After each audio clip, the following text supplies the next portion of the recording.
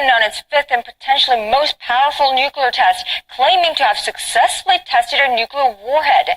The South Korean government, from the nation's top office and defense ministry to foreign affairs and unification ministries, they're all in full alert.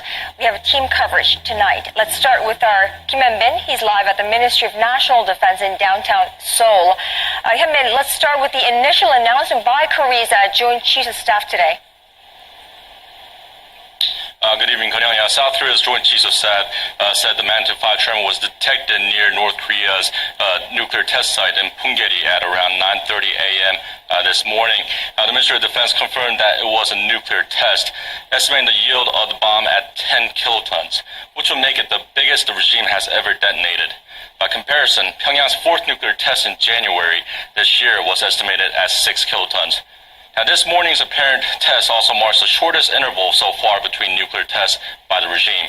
Now, shortly after the detonation, the chairman of the Joint Chiefs of Staff, Lee Sun-jin, held a video conference with key military leaders and ordered them to establish the highest state of readiness to strongly counter additional provocations from the north.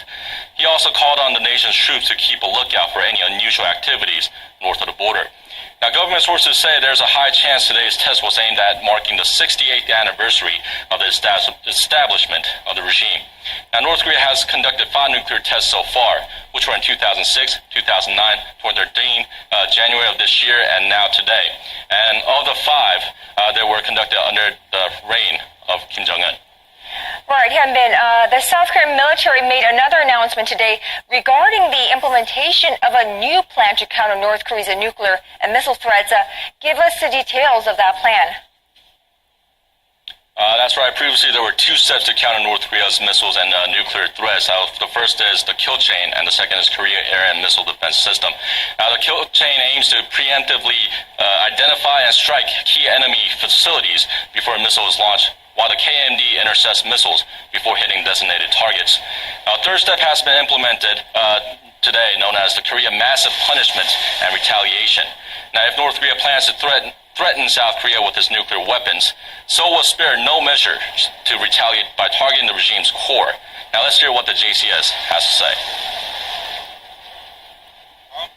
Our third defense stage, the KMPR, should retaliate against North Korea's nuclear weapons by targeting the regime's leader and military headquarters.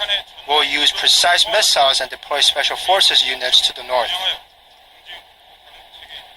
Well, that's all I have for now. I'll bring more updates in the later newscasts. Kim Hyun-bin, live from Seoul's Defense Ministry. Thank you, Hyun-bin.